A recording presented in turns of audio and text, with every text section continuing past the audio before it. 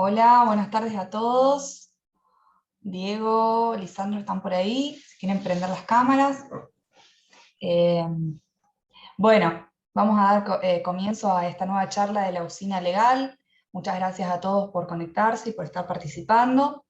Hoy vamos a continuar con la segunda charla de este ciclo de charlas sobre derecho administrativo y la contratación pública en el marco de la Ley Provincial 2439, que es la Ley Orgánica de Comunas de Santa Fe. Nos están acompañando hoy Diego Eche y Lisandro Castaño. Voy a pasar a presentarlos. Lisandro Castaño es abogado, egresado con distinción académica de la Facultad de Derecho de la Universidad Nacional de Rosario, es especializado en Derecho Administrativo, fue director provincial de Asuntos Legales y subsecretario legal y técnico de la provincia de Santa Fe. Actualmente asesora a la legislatura provincial y es socio titular del estudio Castaño Franchi y Marcos, abogados.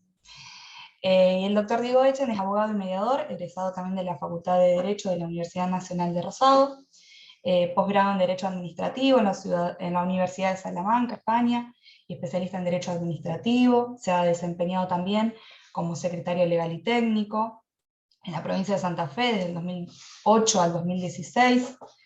Ha sido presidente del Instituto de Derecho Administrativo del Colegio de Abogados de Rosario durante el 2018 y 2019. Y actualmente se desempeña como abogado consultor y consejero directivo docente en la Facultad de Derecho de la UNR, periodo 2019-2023, y es asesor de la Cámara de Diputados de la provincia de Santa Fe. Así que, bueno, agradecerles a Diego y a Lisandro por su predisposición de estar acá. Decirle a los participantes que al finalizar la charla pueden ir dejando sus consultas a través del chat, que cuando terminemos las vamos a ir leyendo, así los doctores la pueden ir contestando. Así que bueno, muchas gracias, Lisandro y Diego, y les paso la palabra para que comience Diego. ¿Está bien? Bueno, muchas gracias. ¿Se escucha bien? ¿No? Sí, sí, perfecto.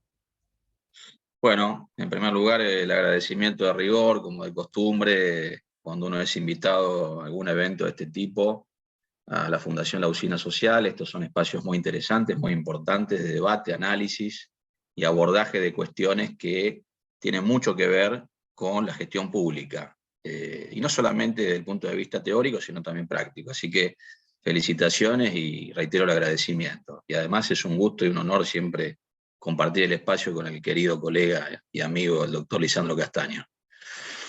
Bueno, una aclaración previa. Si bien el espacio está titulado La contratación pública en el ámbito de la Ley 2439, nosotros con el doctor Castaño vamos a hacer referencia no en particular a la contratación, que ya fue abordada con absoluta suficiencia, como de costumbre, por los doctores Rangel y Donadío, sino que vamos a aludir a el acto comunal, algunas cuestiones relativas al procedimiento, y fundamentalmente, y esto va a estar a cargo del doctor Castaño, lo que tiene que ver con el régimen recursivo y el agotamiento de la vía administrativa del ámbito de las comisiones comunales, o comunas de la provincia de Santa Fe.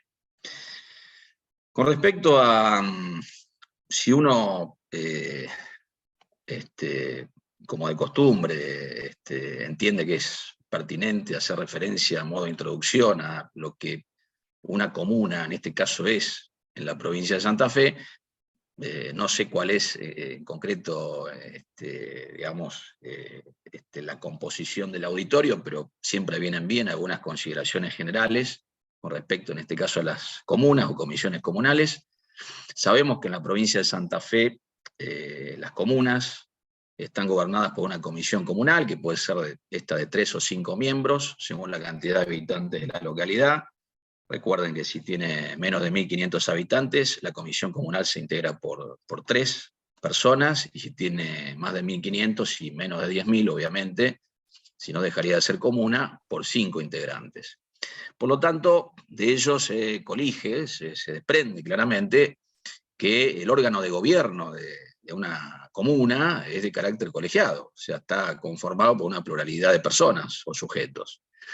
Y en consecuencia, las decisiones se adoptan por mayoría. Imperan las reglas de lo que se llama el colegium, lo que nosotros los abogados llamamos el colegium, apelando a a un adagio en latín, a términos en latín, y se requiere, repito, para que se aprueben determinados actos comunales, un determinado régimen de mayorías. Si uno repasa muy rápidamente la normativa que regula lo inherente al funcionamiento y previamente a la organización de las comisiones comunales, por supuesto que ineludiblemente tiene que hacer referencia al artículo 106 de la Constitución Provincial, que hace especial referencia a este tipo de entes. Los aspectos centrales están allí definidos, lo que refiere a la duración o el mandato de sus autoridades, y a otro tipo de cuestiones que son la base central, ¿no es cierto?, de lo inherente al gobierno de una comisión comunal. Y luego sí, ya tenemos que adentrarnos en lo que refiere a la reglamentación de ese artículo de la Constitución Provincial, que por supuesto se plasma en una ley que data del año 1935, ni más ni menos. Por supuesto que ha tenido algunas modificaciones, pero es una ley que ya tiene sus años, ¿no?, largos. A pesar de lo cual, sigue siendo una ley, obviamente, y como tal se debe respetar a todas luces. Fíjense que el artículo 45 de esta ley, a la que aludimos, la Ley Orgánica de Comunas, que lleva el número 2439, establece, dentro de las atribuciones de las comunas, de las comisiones comunales, además, en particular, órgano de gobierno, repetimos, de estos entes, que se dan su propia organización legal y libre funcionamiento, entre otras cosas, administrativo. Fíjense que el artículo 2 de la Ley Orgánica de Comunas establece que las comisiones comunales se organizan de acuerdo a, obviamente, la Constitución Provincial, la ley, y se introduce aquí un instrumento muy importante en lo que refiere a la vida normal y ordinaria de este tipo de entes, al funcionamiento, a eso me estoy refiriendo, a este tipo de entes, que es el reglamento interno que cada una de ellas pudiera dictar. Fíjense que también, adentrándonos aún más en lo que es el articulado de esta Ley Orgánica de Comunas, la 2439, en su artículo 29, se establece que la frecuencia de las sesiones de la comisión comunal surgirá de justamente lo que establezca esa norma legal, salvo, por supuesto, y esto es importante, lo que determina al respecto su reglamento interno. Fíjense que la Ley Orgánica de Comunas le está dando un especial relieve a este tipo de instrumentos, que repito, es denominado reglamento interno, de manera tal que a esta altura lo que de ninguna manera se puede soslayar es que la Ley Orgánica de Comunas de la provincia de Santa Fe, además de todo lo que tiene que ver con la atribución de facultades a la comisión comunal inherentes o propias de lo que tenga que ver con la organización y el funcionamiento de ese órgano, le atribuye potestad reglamentaria. Y esto se desprende ¿de qué? De lo que ya varias veces hemos mencionado, que se relaciona con el dictado de un reglamento interno. Más allá de otras atribuciones que surgen de esta norma legal y que por razones de carencia de tiempo material uno no va a profundizar. Estoy tratando de ser lo más sucinto posible, ¿no? Entonces, repito, se reconoce sin duda alguna potestad reglamentaria a la comisión comunal. Por otro lado, fíjense que de otros artículos de la Ley Orgánica de Comunas se desprende que las comisiones comunales pueden dictar tanto ordenanzas como resoluciones. Y ahora vamos a hablar un poquito rápidamente de este tipo de instrumentos.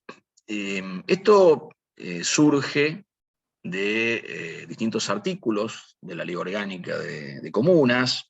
Fíjense que el artículo 30 dice que las comunas tienen que llevar 2 libros especiales, uno en el cual se asientan en orden cronológico y numeradas las actas de las sesiones que será la comuna, y otro foliado y rubricado por el presidente comunal, y ahora entra tallado el artículo 35, en el que se deje constancia de todas las ordenanzas o resoluciones de carácter general que se dicten. Habla de ordenanzas o resoluciones de carácter general que se dicten. Y aquí nos encontramos con, si se me permite, un primer problema de índole interpretativa o interpretativo, que tiene que ver con si este artículo asimila los términos ordenanzas y resoluciones, o sea, entiende que serían sinónimos, o considera que son conceptos jurídicos distintos. Por supuesto que esto está sujeto siempre a la labor interpretativa de los operadores del derecho, pero mayoritariamente se viene sosteniendo que se trata de 2 conceptos jurídicos diferentes, y por lo tanto las comisiones comunales podrían dictar tanto ordenanzas como resoluciones. Vamos a ver ahora, a continuación, que existen algunas diferencias en cuanto a estas, digo, las ordenanzas y la resolución, ¿no? Cuando se habla de resoluciones de carácter general, y eso es lo que surge del artículo 35 de la Ley Orgánica de Comunas, por supuesto que se está haciendo alusión a un instrumento que desde el punto de vista técnico-jurídico no es ni más ni menos que un reglamento. O sea que aparentemente no tendríamos, en cuanto a las resoluciones en sí, mayores inconvenientes para determinar su naturaleza jurídica. Repito, las resoluciones generales serían reglamentos, en un sentido amplio, y el problema principal, si se me permite la expresión, generalmente gira alrededor de lo que refiere a las ordenanzas. Se discute si las ordenanzas son actos administrativos o si son actos materialmente legislativos. La doctrina administrativista al menos está dividida. Los autores clásicos, no todos, pero buena parte de ellos se inclinaron por considerar que eran actos administrativos, las ordenanzas. No todos, por ejemplo, Villegas Basavilbaso, Marienhoff, entre otros, pero autores de la talla de, por ejemplo, Linares y Díez, Manuel María Díez, han considerado que se trataría más bien de actos de contenido legislativo o materialmente legislativos. Y la verdad que, en tanto y en cuanto ejerzan función administrativa, esto seguramente lo va a abordar el doctor Castaño, yo simplemente voy a hacer alguna breve referencia. En tanto y en cuanto las comisiones comunales ejerzan función administrativa, ya sea que los actos que emitan los denominen ordenanzas o resoluciones, esos actos serían susceptibles de ser cuestionados por la vía del recurso contencioso administrativo previsto en la Ley 11.330, por supuesto, en los términos y con los alcances que establece esa ley, en particular en el artículo 5º, que vamos a tratar de analizar muy, muy brevemente. Espero que vaya quedando claro esto, y si no, obviamente que tenemos un espacio al final para preguntas. Entonces, ordenanzas o resoluciones generales como actos que pueden ser dictados por las comunas. Alguien a esta altura puede decir, bueno, pero la letra del artículo 35 que usted acaba de citar, doctor, que alude a las ordenanzas o resoluciones generales, nos lleva a concluir que en definitiva las comisiones comunales no pueden dictar actos de alcance individual? Bueno, por supuesto que no. Por supuesto que no. Las comunas también pueden dictar actos de alcance individual. Y vaya si lo hacen habitualmente, en forma normal y habitual. Cuando, por ejemplo, designan a un empleado de la comuna. Cuando le aplican una sanción administrativa a un empleado. Cuando aprueban la celebración de un contrato administrativo con un tercero para que ese tercero provea a la comunidad determinados servicios. Bueno, son todos ejemplos que claramente permiten sostener que la comisión comunal no solamente puede emitir ordenanzas o resoluciones generales, sino también actos administrativos de alcance individual, que sabemos que son aquellos que tienen por destinatario a un sujeto determinado o determinable, los actos administrativos de alcance individual. De manera tal que, aquí sí hago un breve paréntesis, les pido que me otorguen esta licencia, lo que tantas veces venimos diciendo, y en su momento lo señalamos también con respecto al procedimiento administrativo a nivel provincial, y se pudo terminar de plasmar nuestra visión reformista del mismo. Bueno, voy al grano. Nosotros entendemos que la ley orgánica de comunas, al igual que la ley orgánica de municipalidades, tiene que ser revisada, tiene que ser modificada, pero sistemáticamente, no tiene que ser objeto de alguna modificación u otro tipo parche. Sino que hay que hacer un análisis profundo de los distintos institutos contemplados en esta ley, una ley que data de 1935, que en su momento no fue para nada una mala ley, todo lo contrario, fue una buena ley, pero que el tiempo impone que sea modificada en todos sus aspectos, diría yo. Y uno de esos aspectos tiene que ver con la terminología. Creo que la terminología hay que modificarla, cambiarla sustancialmente para aportar la mayor claridad posible a los intérpretes de este tipo de herramientas jurídicas. Bueno,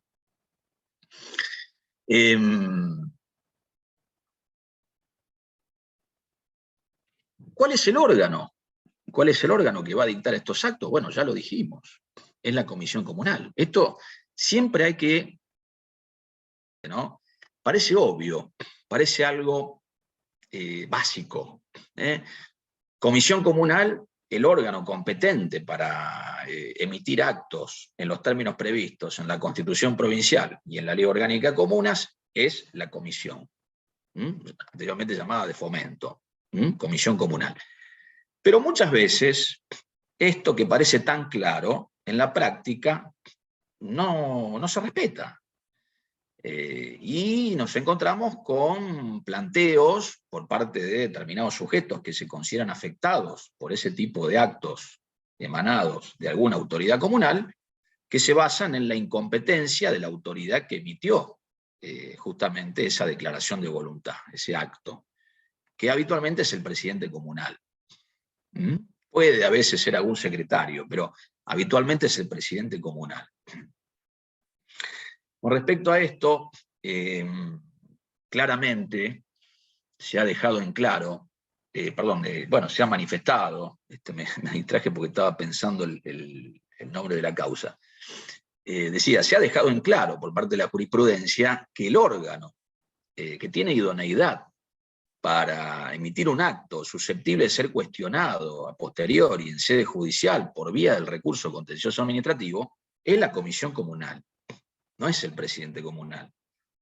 Entonces, el acto que agota la vía siempre es el que emite la comisión comunal. Nunca, nunca ha de ser un acto que emita un presidente comunal.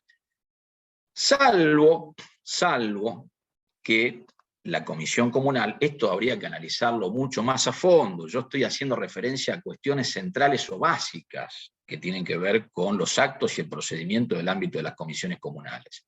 Pero decía, salvo que esté autorizada la delegación de facultades en cabeza, por ejemplo, del presidente comunal, por parte de la comisión. Y aquí nos encontramos con otro interrogante. ¿La comisión comunal puede delegar facultades en cabeza de una de sus autoridades, en particular en la persona de su presidente, o no puede hacerlo?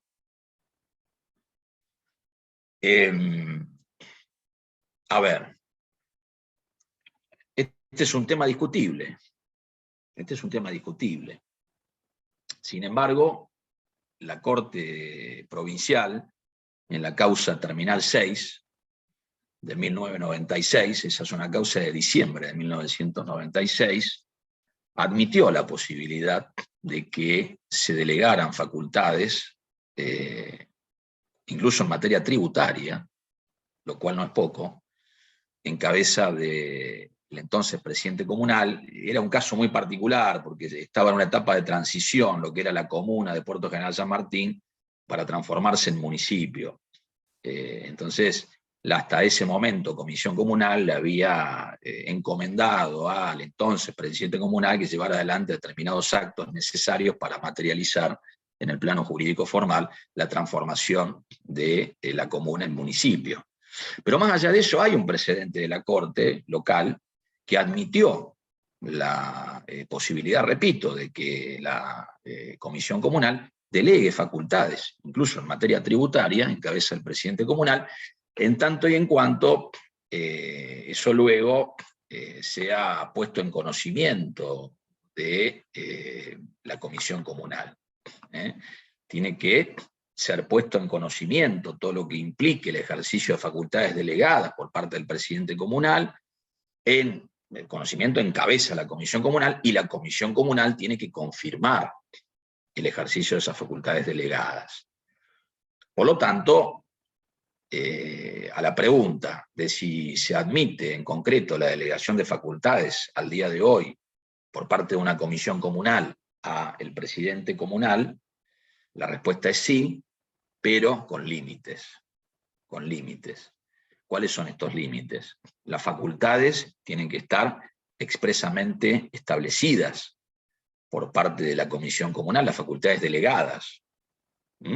Tienen que estar expresamente establecidas por parte de la comisión comunal, y, si se me permite, sobre la base de la línea jurisprudencial seguida por el alto tribunal santafesino en esta línea, en este sentido, la comisión comunal tiene que tomar, luego de ejercida esta facultad delegada por parte del presidente comunal, conocimiento de cuáles son los actos que ha dictado, repito, en ejercicio de esas facultades, y, en su caso, confirmar o no esa actividad que desplegó el presidente comunal.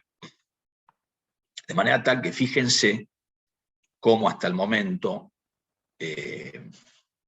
si uno va interrelacionando lo que surge del análisis del artículo 5 de la ley 11.330, y por el otro lado, lo que surge de la jurisprudencia de la Corte local, fundamentalmente en la causa Terminal 6, y también de otra causa resuelta por la misma en 1992, creo que era Malagarnera, si mal no recuerdo.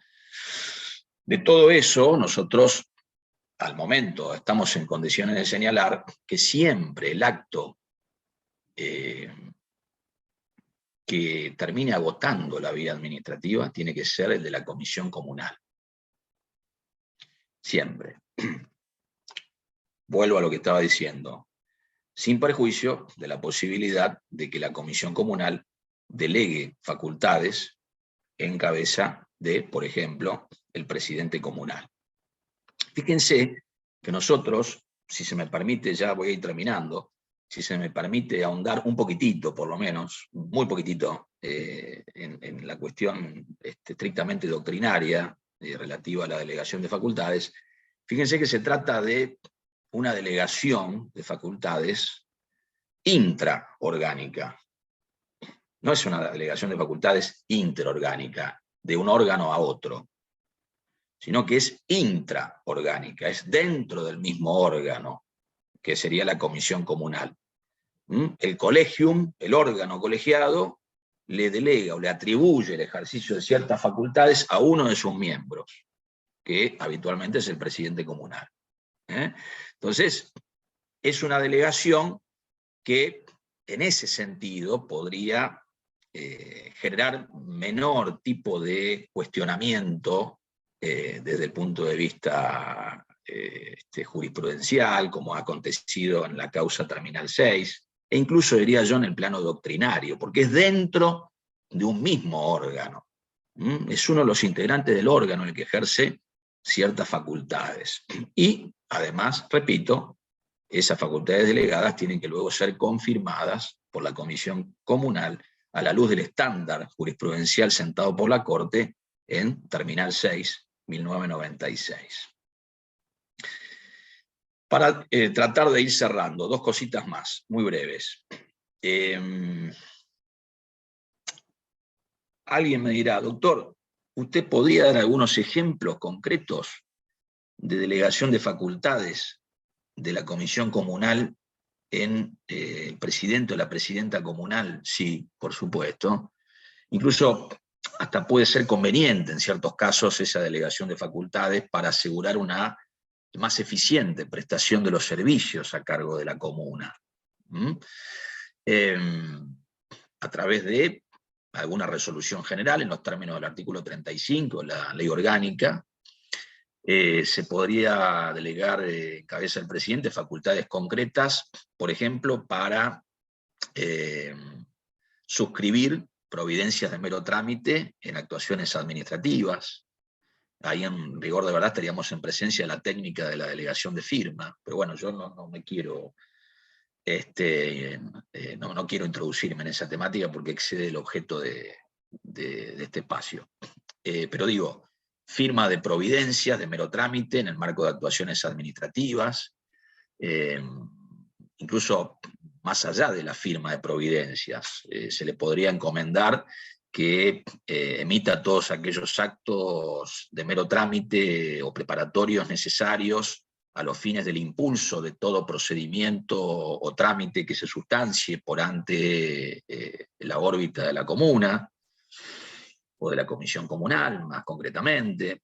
Pero también incluso podría darse el caso de delegación de facultades, bueno, ya lo dijimos en materia tributaria, ¿no? Ni más ni menos, sobre la base de lo que establece incluso el artículo 24 del Código Tributario Municipal, aprobado por una ley provincial, que fue el objeto de análisis de la Corte en la causa Terminal 6, pero más allá de ello, por ejemplo, se le podría delegar también al presidente o a la presidenta comunal facultades para realizar determinado tipo de contrataciones de monto reducido, por ejemplo, tomando como parámetro con relación al quantum de esas contrataciones, los que surgen de las leyes provinciales que autorizan la realización de compras directas. Entonces, podría eventualmente la comisión comunal, por razones de celeridad, de agilidad en lo que se refiere a la prestación de servicios, delegarle ese tipo de facultades, siempre por supuesto con comunicación a la comisión comunal, e incluso a la luz de lo que dijera la Corte en Terminal 6, con confirmación de la comisión comunal de esas facultades delegadas, desplegadas. Y también, ¿por qué no?, en materia de empleo público, con mucho cuidado, con mucha prudencia, con mucha cautela. Esa delegación de facultades en materia de empleo público podría tener que ver con la aplicación de alguna sanción a algún empleado comunal, pero una sanción de menor entidad o relieve, como podría ser un apercibimiento. Siempre a mi humilde modo de ver, y sobre la base, repito, del estándar fijado por la Corte en Terminal 6, con comunicación y confirmación a posteriori de la comisión comunal. Esa es mi humilde opinión, y la fundo en particular en el criterio sentado por la Corte en la causa indicada. Lo último que digo, ¿qué pasa con el veto de una ordenanza, por ejemplo, que dicte una comisión comunal? ¿Existe el veto? Bueno, el veto no existe. No existe digamos, esa etapa de lo que es la tramitación normal y habitual de una ley, tanto en el orden provincial como en el orden nacional, en el marco del cual un órgano determinado tiene conferida la facultad de cuestionar, ya sea por razones de violación de normas constitucionales o legales, o por razones de oportunidad, mérito y conveniencia, el contenido de una norma legal que ha sido sancionada por otro órgano. En este caso no existe el veto. ¿Por qué? Porque es la misma comisión comunal la que sanciona la ordenanza. Entonces, carecería de razón de ser, de razonabilidad total y absoluta, que el mismo órgano pueda vetar la ordenanza que él terminó sancionando. Entonces, en este caso, no existe de manera alguna el veto en el ámbito de la organización de las comisiones comunales. Bueno, de mi parte, Denise, yo terminé. No sé si le doy la palabra directamente al doctor Castaño. Sí, adelante, Lisandro. Gracias, Diego. Buenas tardes. No sé si se escucha bien. En principio, como decía Diego, los agradecimientos de rigor a Denise, a Gerardo, a toda la gente de la usina, a Matías, que tiene la deferencia de invitarnos, y como siempre también un placer compartir con el querido amigo Diego estas charlas. Recién recordábamos cuántos años hacía que nos conocíamos, y mejor dejarlo de lado porque nos hace bastante maduro ya, entonces preferimos obviarlo. Bueno, vale la aclaración también que hizo Diego. Nosotros vamos a tratar no la contratación administrativa en el ámbito comunal, sino más bien, y ya tuvieron esa primera pantallazo, como dijo Diego, nociones básicas, generales, el marco estructural de lo que es el procedimiento y el funcionamiento de las comisiones comunales, con sus basamentos normativos. A mí me toca abordar ahora lo que yo le digo el caminito a la justicia. Es decir, cómo arribamos a la jurisdicción contencioso administrativa, cómo hacemos para revisar aquellos actos que dicten las comisiones comunales. De la exposición de Diego surge claramente que la Ley Orgánica de Comunas, 2439, algunos le dicen LOC, preferimos hablar de Ley Orgánica de Comunas, sin dar mayores números, que es vetusta, que es de 1935, si bien con algunas adaptaciones y modificaciones posteriores, y que merece, comparto, una revisión total y no meros parches. Como vimos, regula lo que hace a las autoridades del ente, a la Constitución, a su patrimonio, y también regula un pequeño, sencillo, escueto régimen recursivo a partir del artículo 165. Se los leo textual para que vean qué tan sencillo es el recurso que prevé la Ley Orgánica de Comunas contra los actos dictados por las comisiones comunales. Dice el artículo 165, contra las resoluciones de las comisiones comunales, dictadas de oficio o a petición de parte, procederá el recurso de reconsideración tendiente a modificarlas o dejarlas sin efectos. Y a partir de ahí, con dos artículos que le siguen, ustedes me preguntarán, bueno, y doctor, está bien, ¿y cómo hacemos para interponer un recurso de reconsideración? ¿Quién lo interpone? ¿Quién está facultado? ¿Quién es la autoridad contra la cual se interpone? ¿Qué actos podemos recurrir? Parte de eso ya lo abordó Diego, pero vamos a tratar de responder a cada una de estas preguntas para ser prácticos y didácticos. La legitimación, es decir, ¿quién puede impugnar un acto? Ya no diferencio, ya lo hizo Diego, entre actos, ordenanzas, resoluciones de carácter general o actos administrativos de alcance individual o particular.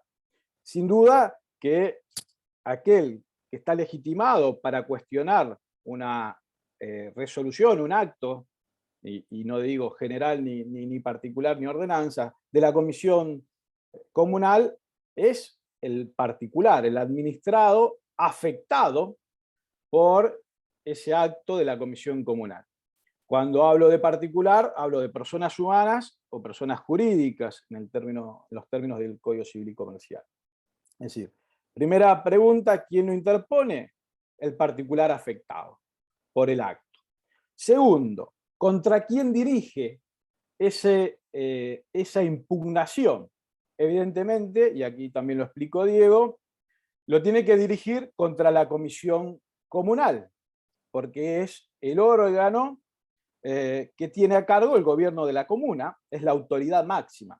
Y como también reflejó y lo expuso recién Diego, no son pocas las veces que esos actos son firmados por el presidente comunal solo, o a veces el presidente comunal con el refrendo de algún secretario.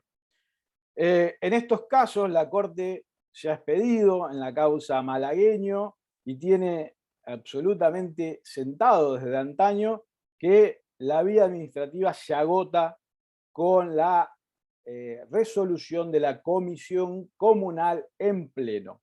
Con lo cual, en esa misma causa, la Corte ha dicho, la Corte santafesina, que si tenemos un acto dictado por el presidente, cabe aún reducir la reconsideración, el recurso de reconsideración, para que resuelva o darle la posibilidad de que resuelva a la comisión comunal. Desde ya, que si no se admite que se agote la vía administrativa con la sola suscripción del presidente comunal, menos aún se admite contra la Comisión Controladora de Cuentas, porque aunque no lo crea, ha habido un recurso contencioso administrativo y la Cámara Contencioso Administrativa de Rosario, en la causa Ibaldi, ha dicho claramente que no es posible deducir recursos de reconsideraciones contra la Comisión Controladora de Cuentas. ¿Bien? ¿Cuál es el objeto del recurso? Claramente el objeto del recurso es la impugnación del acto dictado por la Comisión Comunal. Ahora, dictado de oficio o a petición de parte, es decir, a pedido del propio interesado. ¿Pero con qué fin? El fin no es más ni menos que el propio del recurso de reconsideración. El recurso de reconsideración, por su propia etimología, tiende a que la administración revise el acto que dictó y a partir de esa revisión pueda, y de tener en cuenta aquellos vicios que le imputa el recurrente, el administrado que impugna el acto, pueda revisar esa actuación y modificarla o dejarla sin efecto. Ya veremos qué pasa con el instituto de la Reformatio Impegus. ¿Por qué? Porque es interesante de cómo puede, si es aplicable o no dicho mecanismo y si puede o no modificar esa resolución en perjuicio del recurrente. Entonces, sentado que el objeto es para modificar o dejar sin efecto el acto de la comisión comunal con dictado de oficio o a petición de parte. ¿Cuál es el plazo que tenemos para interponer este recurso de reconsideración contra ese acto de la comisión comunal? Son 10 días hábiles administrativos y no descontados de su notificación, y obviamente no se cuenta, eso lo dice expresamente la ley orgánica, el día en que se practicó la notificación. Ahora ustedes me preguntarán, doctor, ¿qué se entiende por día hábil administrativo? Bueno, esto ya lo ha dicho tanto las cámaras como la Corte local. Días hábiles administrativos se entienden aquellos días de atención al público, es decir, aquellos días en que la comuna tiene abiertas sus puertas al administrado, que le permita al administrado la posibilidad real de presentar ese recurso de reconsideración. Muchas veces habrá comunas más institucionalmente desarrolladas, con mayor cantidad de reparticiones y tendrá una mesa de entrada, y otras veces tendrá un funcionario, un agente, un empleado público, un empleado comunal que haga las suertes de recepción de ese escrito y le ponga el sello de recibido con fecha y hora. También me preguntarán si existe el día de gracia. Bueno, también la Corte y las cámaras lo han resuelto desde el punto de vista de que se admite en sede administrativa comunal, la aceptación del plazo de gracia, es decir, la presentación el día hábil posterior al del vencimiento del recurso. Tengamos en cuenta siempre en horas de atención al público, en horas de apertura de la oficina. Bien, ahora, ¿cómo debemos interponer ese recurso? Ahí el artículo 167 de la Ley Orgánica da algunos parámetros pequeños, dice por escrito, y exponiendo las razones de hecho y de derecho que hacen a la impugnación, que fundan la impugnación, pudiendo en su caso ofrecer la prueba que estime necesaria. Yo agrego, a título de colaboración con aquellos, sobre todo abogados que litigan y que en algún momento deberán deducir algún recurso de reconsideración con un acto de la Comisión Comunal, que a los efectos de seguir los requisitos o de cumplir con los requisitos del escrito de interposición del recurso, vale la pena leer el artículo 2 del Decreto Acuerdo 4174 del 2015, que es el Reglamento de Actuación Administrativa de la provincia. ¿Por qué? Porque es ejemplificativo en cuanto a los recaudos que deben cumplir cada requisito, donde dice que habrá que justificar la personería, si se hace en representación de un tercero, constituir domicilio, en este caso en el ejido de la comuna, exponer fundadamente los hechos, el derecho en que se basa, ofrecer la prueba. Es decir, creo que a título didáctico es bueno tener en cuenta siempre ese artículo 2 del decreto 4174 a los fines de la interposición, no solo de cualquier escrito, no solo a los efectos del recurso de reconsideración, sino de cualquier escrito recursivo, porque satisface cabalmente todos los requisitos de cualquier impugnación en sede administrativa. Por otra parte, me dirán ustedes qué efecto tiene la interposición del recurso. Y acá apelando a ya la teoría del acto administrativo y fundamentalmente a los caracteres del acto administrativo, solo voy a mencionar dos. Ustedes saben que los actos administrativos gozan de la presunción de legitimidad y fundamentalmente de ejecutoriedad. Con lo cual, la interposición del recurso de reconsideración contra un acto de la Comisión Comunal no suspende de ningún modo su ejecución, no suspende los efectos de ese acto. Ahora bien, ¿es prudente suspenderlo si estoy siendo colaborador, asesor de una comuna?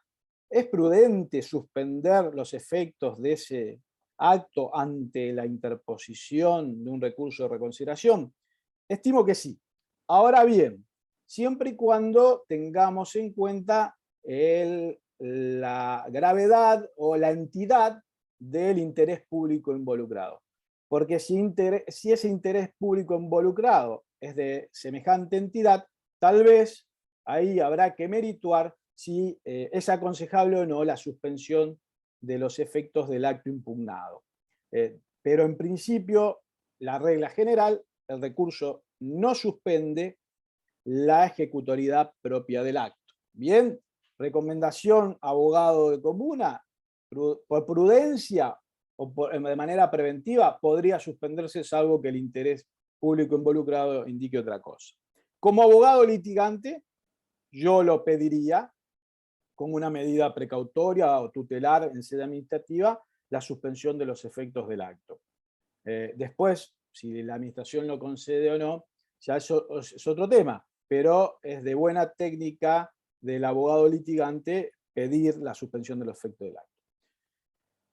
¿Cómo se sustancia este recurso de reconsideración en sede comunal? Bueno, la Ley Orgánica de Comunas es muy escueta, no prevé ningún procedimiento recursivo, simplemente se puede aplicar por analogía, ya lo dijimos anteriormente, el decreto Acuerdo 4174 que rige a nivel provincial, pero sucintamente podemos decir que debe cumplir al menos con 3 etapas, que hacen también esas etapas deben respetar al debido proceso adjetivo y a la tutela administrativa efectiva.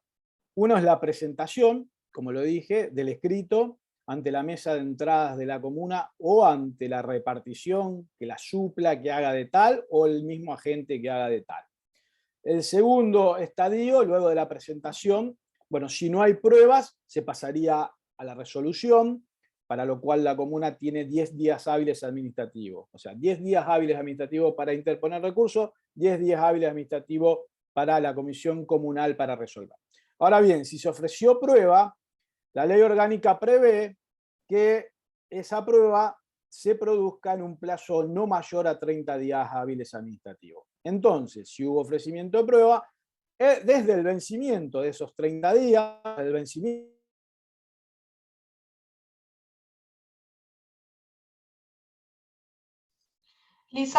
Lisandro, ¿no sabes que no se te escucha? No sé si... Ahora sí, Perdón, ahora sí. Perdón. Fue esa última parte nada más. Bien. No, dije que si se había ofrecido prueba, ¿se escucha? ¿Se escucha? Si se había ofrecido prueba, hay 30 días hábiles administrativos para producirla y obviamente los 10 días hábiles que tiene la Comisión Comunal para resolver el recurso de reconsideración se cuentan a partir del vencimiento de esos 30 días del periodo de prueba. Bien, eso está expresamente establecido en la Ley Orgánica de Comunas. También establece la Ley Orgánica de Comunas que es aplicable supletoriamente, subsidiariamente, el Código Procesal Civil y Comercial de la provincia, y de ahí que puedan trasladarse a sede administrativa algunas instituciones que no voy a abordar en esta charla, pero, por ejemplo, los institutos o las figuras de la recusación y excusación, los mecanismos de cómo producir determinadas pruebas y también la figura del desistimiento del recurso. Siguiendo con el desarrollo del recurso de reconsideración, tenemos que agregar que la Corte Provincial y las cámaras administrativas de lo contrario.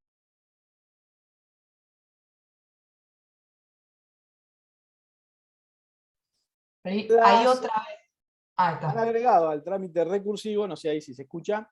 Sí, por ahí cuando te mueves un poquito se Perdón. cortaba, pero ya está. Han agregado una formalidad más al trámite recursivo, o que integre el trámite recursivo, que son las previsiones, es un solo artículo, pero son los recaudos que establece la ley 12.071, dictada por la legislatura de la provincia, que dice que en todas las notificaciones que se efectúen de, voy a resumirlo, actos de la administración pública, deberá indicarse al particular los recursos que tiene a su disposición para recurrir ese acto. Bien, eso lo ha dicho y ha quedado así sentado la Cámara Contencioso Administrativo número 1 en la causa Perrén y la Cámara de Rosario lo ha dicho en la causa Villagrán. Incluso la Cámara de Santa Fe ha ido más lejos y ha dicho que el control del recaudo, de los recaudos o del cumplimiento de la ley 12.071 deviene un imperativo, aún de oficio, por tratarse un recaudo que hace fundamentalmente a la seguridad jurídica. Y obviamente también se ha concluido que esta norma de carácter provincial no invade la esfera de competencia de los municipios y comunas, con lo cual debemos concluir que la ley 12.071 ha venido a integrar el régimen de formalidades de los recursos contemplados o del recurso contemplado en la Ley Orgánica de Comunas. Se ha dicho que negar esa aplicación de la ley en el ámbito comunal y municipal podría afectar la garantía de igualdad. ¿Por qué? Porque habría administrados que gozarían de esa importantísima garantía de tutela que contarían ante la administración provincial y no así ante la administración municipal y comunal. Entonces, se ha decidido, yo creo que con ATI,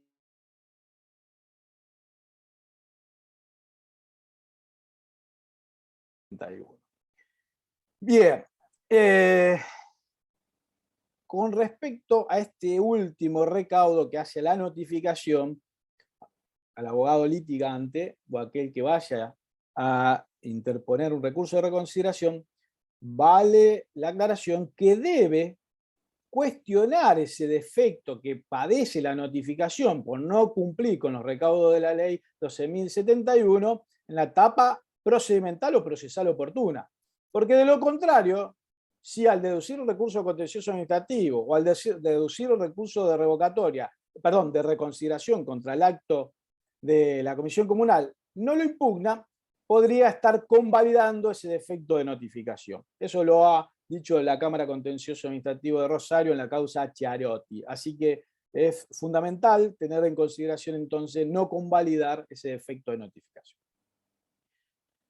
¿Requiere el recurso de reconsideración patrocinio letrado? No. Bien. Se hace innecesario el patrocinio letrado, además por la exigüidad que tiene el plazo para interponerlo, que son 10 días hábiles administrativos.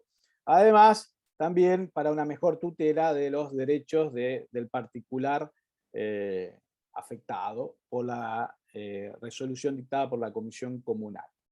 Además, si se tiene en cuenta la aplicación analógica del decreto 4174, aquel en su artículo primero, donde establece los distintos principios que rigen el procedimiento administrativo, hay uno que hace alusión a la asistencia de la parte no instruida. Es decir, que el funcionario debería velar porque aquella ignorancia que padece quien recurre no invalide o no obstaculice el correcto ejercicio de sus derechos.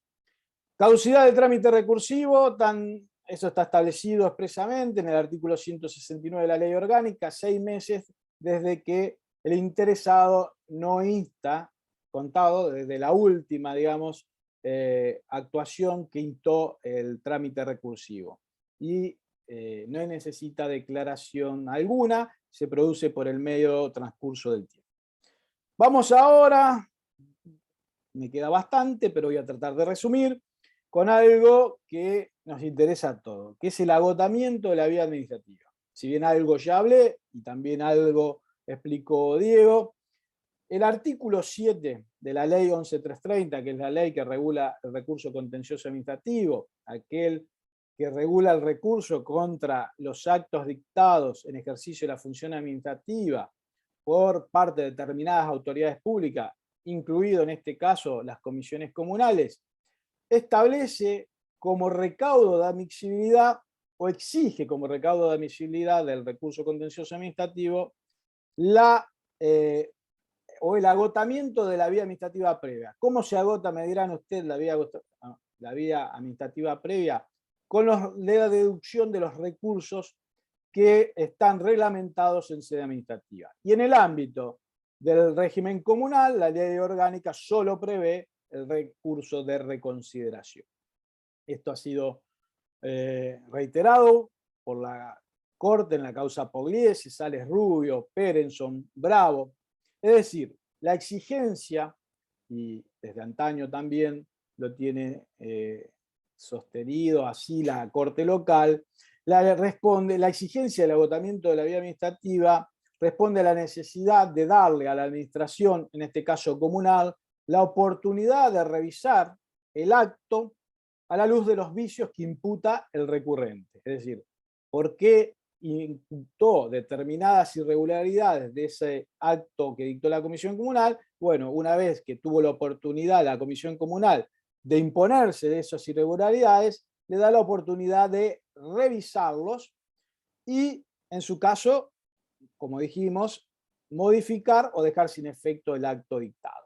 También se ha dicho, eso lo ha dicho la Corte en la causa Suárez-Návar, o se ha sostenido también que hay que darle la ocasión a la administración de decir su última palabra, corrigiendo o revocando sus propias resoluciones o sus propios errores.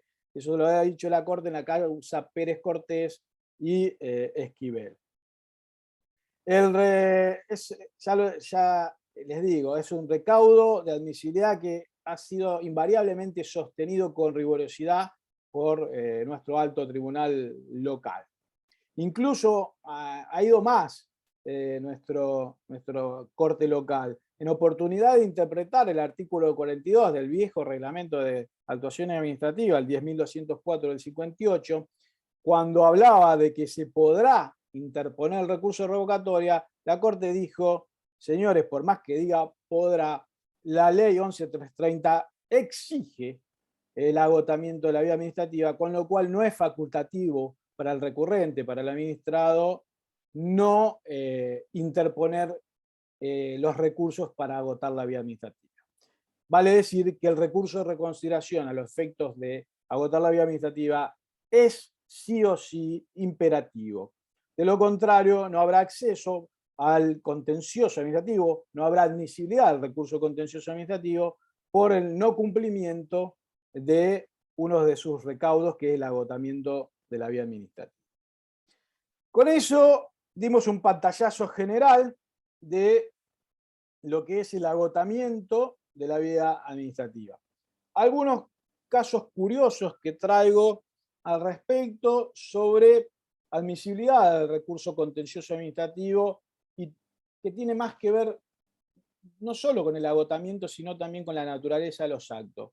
Por ejemplo, la Cámara Contencioso Administrativo número 1, en la causa Nicola contra Comuna de Campo Piaggio, en ocasión de una intimación que se le cursa al administrado para que corriera un alambrado, admitió la impugnación en el recurso de consideración y por lo tanto el agotamiento de la vía de esa intimación, más allá que no era un acto, por entender que presumiblemente el administrado podía haber interpretado que esa intimación era producto de la deliberación de la comisión comunal y que así había sido adoptada esa decisión. Así que algunos matices en el ámbito del contencioso administrativo. También en la causa Novalanec contra Comuna de Humberto Primo, en este caso se ha dicho que el recurso de reconsideración solo procedería contra los actos expresos de la comisión comunal y no así cuando hubiere silencio de la comisión comunal. Es decir, el recurso de reconsideración es un medio de pugnación en sede administrativa admisible en principio contra actos expresos, dictado obviamente por la comisión comunal en pleno. No se podría exigir la deducción de un recurso de reconsideración contra el silencio, con lo cual admitió la habilitación de la vía contencioso administrativa ante el silencio de la comisión comunal frente a un reclamo interpuesto por el administrado. Algunos supuestos particulares que me gustaría hacer, si me queda tiempo, no sé cómo estoy, referencia. ¿Es aplicable en sede comunal la denuncia de ilegitimidad? Como ustedes saben, la denuncia de ilegitimidad está regulada en la Ley Nacional de Procedimiento Administrativo y por mucho tiempo no tuvo recepción normativa en la provincia de Santa Fe, sino que fue producto de la elaboración de la doctrina de Fiscalía de Estado y de la jurisprudencia.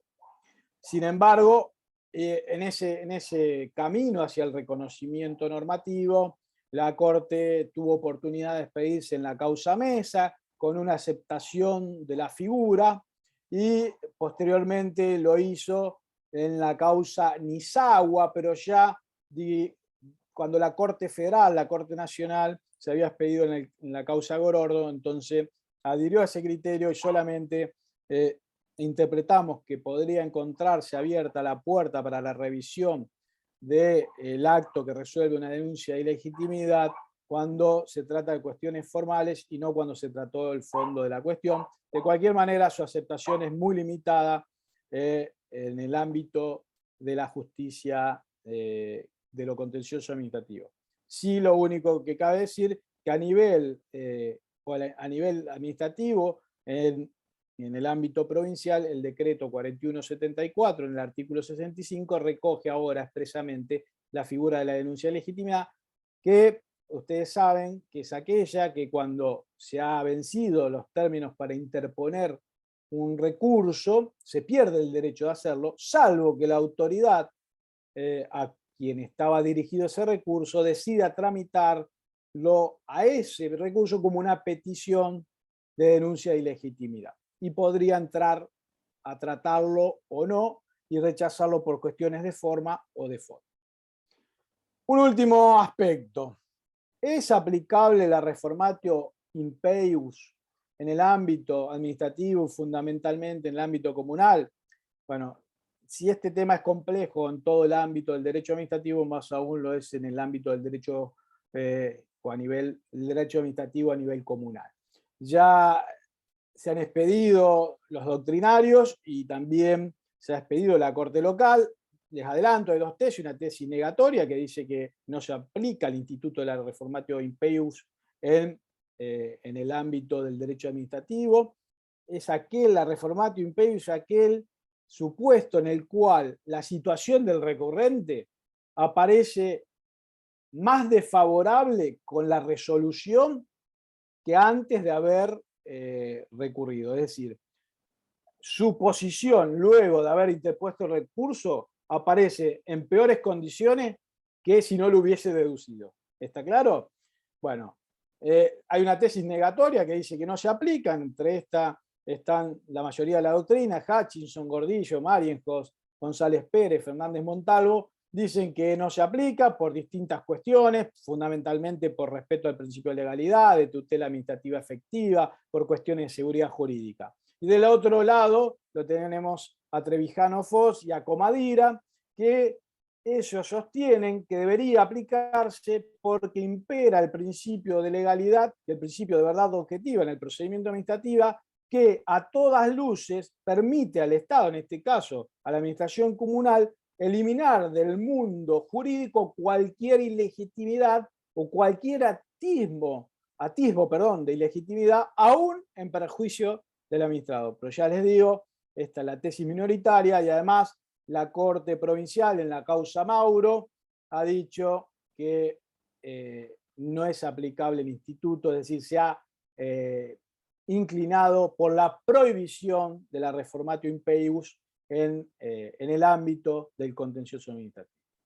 Bueno, creo haber dado un pantallazo más o menos general de lo que es el recurso de reconsideración en el ámbito comunal y les agradezco haberme escuchado. Estamos a disposición para lo que quieran preguntar.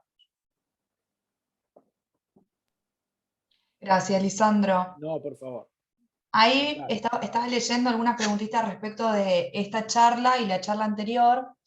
Se van a subir al canal de YouTube de la Usina Legal, pero a partir de la semana que viene.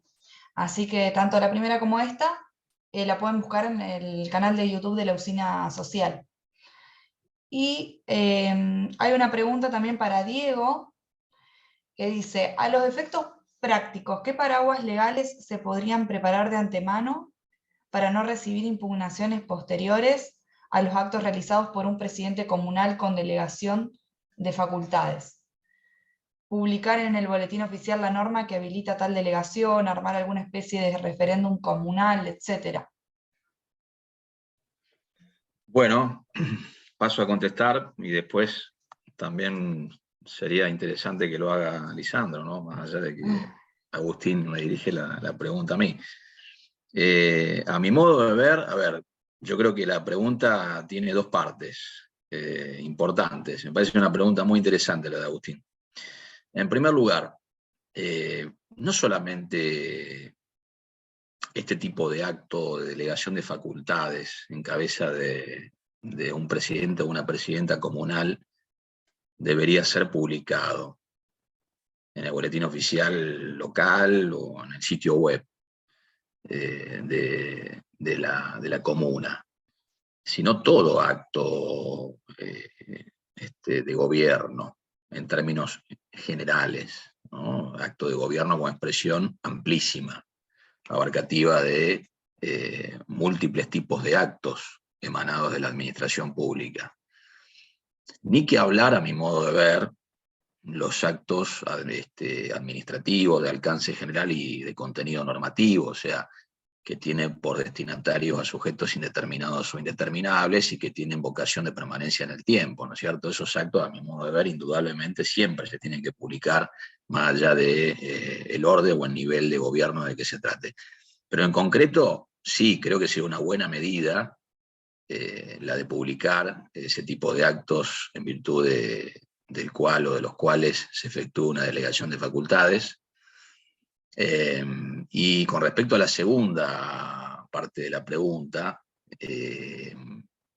yo creo que se desprende en alguna medida de lo que yo dije rápidamente, pero lo dije al fin, al momento de mi exposición, en cuanto a que la propia Corte, en la causa Terminal 6, en 1996, señaló que se admite la delegación de facultades en cabeza de la presidencia comunal, pero en tanto y en cuanto luego la comisión comunal tome conocimiento de los actos dictados en ejercicio de esas facultades delegadas, y no solo eso, sino que los confirme.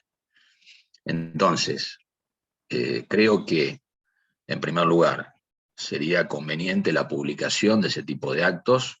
Por supuesto que es difícil, la verdad, vamos a hablar en términos prácticos, es difícil que suceda. Yo lo que estoy diciendo es en el plano del deber ser, conforme a los modernos principios que deberían imperar en cualquier tipo de administración pública. En el plano de la realidad cotidiana con la que nos encontramos, es muy poco común que se publique ese tipo de actos, y en general todo tipo de acto comunal. Pero bueno, ustedes me preguntan, Agustín pregunta y yo respondo. Y en cuanto a lo otro, me parece que también, digamos, está en sintonía incluso con lo que dijo Lisandro. La vía administrativa no se agota sin que exista una decisión de la comisión comunal. Entonces, si se va a admitir la facultad, el ejercicio de facultades delegadas, eso debe ir acompañado, repito, de la toma de conocimiento y de decisión en sí por parte de la propia comisión comunal en pleno. Si es que se pretende, digamos, reducir a su mínima expresión el margen de cuestionamiento a posteriori de ese tipo de actuación. Pero bueno, por ahí sería interesante también escucharlo a Lisandro, no sé qué opina él. No, coincido absolutamente con todo lo que dijo Diego. Como paraguas, es decir, al efecto de prevenir la impugnación frente a una delegación, bueno, no hay duda que la publicación, tanto sea en el boletín oficial, en el sitio web, y en cuanto otra publicidad se pueda dar al acto administrativo, sería ideal. También sería bueno que, pues aconsejable, como dice Diego, el deber ser, fundar adecuadamente esa delegación, porque hemos visto actos administrativos que dice, y visto y considerando, le delegamos, y no fundamos el porqué de la delegación. Entonces me parecería como un buen recaudo también, a los efectos de, no sé si prevenir, porque la impugnación puede estar igual, pero de estar mayor o de mayores resguardos, fundamentar adecuadamente el acto que delega en el presidente determinados actos, ya sean de trámites o, como decía Diego, algunos de contrataciones menores o de aplicación de algunas sanciones, las de menor escala, en el ámbito del empleo público. Eso no hay duda que serían digamos, los recaudos mínimos que uno debería tener para, ya le digo, no sé si es prevenible, pero para estar en mejores condiciones ante una impugnación. Y después, posteriormente, desde ya, si comparto lo que dijo Diego, tiene que ser comunicado a la comisión comunal ese acto dictado en ejercicio de la potestad de la delegación, y en su caso también sería bueno si es confirmado, ¿no? Para de ese modo tener por agotada la vía administrativa. Sin duda, el instituto de la delegación, como decía Diego, intraórgano acá, hace a la celeridad y a la agilidad de los trámites, con lo cual no la desaconsejaríamos, pero dentro de ciertos límites y con una adecuada fundamentación. Perfecto, súper claro y completo. Acá hay otra pregunta de Uriel que dice, ante la falta de norma legal sobre procedimientos administrativos ante reclamos del administrado, ¿qué referencia aconsejan tomar o cómo proceder desde la administración? por ejemplo, por reclamos que fijan domicilio en otra localidad, plazos, qué se admite como prueba, etc. Bueno, si se me permite, esto ya entiendo que de alguna forma lo contestó Lisandro antes. Así que, si querés... No, dale vos, porque vos ya lo Pero Diego, contestaste. no, pero dale.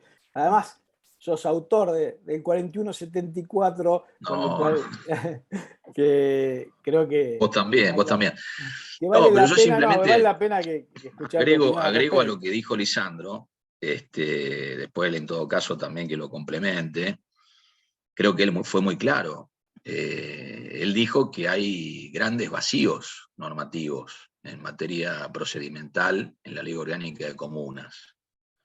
Y ante ese vacío, esa laguna normativa en materia procedimental, lo que en primer lugar prevé la propia Ley Orgánica de Comunas es la aplicación supletoria del Código Procesal Civil y Comercial, que bueno, es una herramienta en materia probatoria, en materia de recaudo de presentación de escritos. Esa sería, digamos, la primera herramienta que deberíamos consultar a los fines de integrar el elenco de normas jurídicas aplicables a un procedimiento que cuenta con severas lagunas. Y la otra, que a mí me parece que es mucho más apropiada como solución, porque tiene que ver ni más ni menos que con una norma jurídica que aborda lo que se refiere al procedimiento administrativo en sí, en el orden provincial, pero procedimiento administrativo en sí, que es el decreto acuerdo 4174 de 2015. En este caso último, por vía de otra técnica, en realidad otra técnica, que es la analogía. Pero bueno, me parece que por ahí debería encauzarse la solución. No sé qué opina Lisandro, digamos. No, absolutamente de acuerdo, no tengo nada para agregar. Lo cierto es que la mayoría de las comunas, sobre todo de pequeñas localidades, no tienen ninguna reglamentación interna acerca del procedimiento administrativo. Te diría que la mayoría no carece de norma alguna que rija el procedimiento, con lo cual siempre habrá que acudir a estos dos herramientas que bien explicó Diego: el Código Procesal Civil y Comercial por vía de la aplicación supletoria y el decreto acuerdo 4174 del 2015 por aplicación analógica, ¿no? Que es más apropiado por la materia de la que se trata, pero no nada para agregar. Bueno, bárbaro, chicos. No sé si hay alguna pregunta o si alguien quiere tomar la palabra, alguna pregunta más, si alguien quiere tomar la palabra o dejarla en el chat.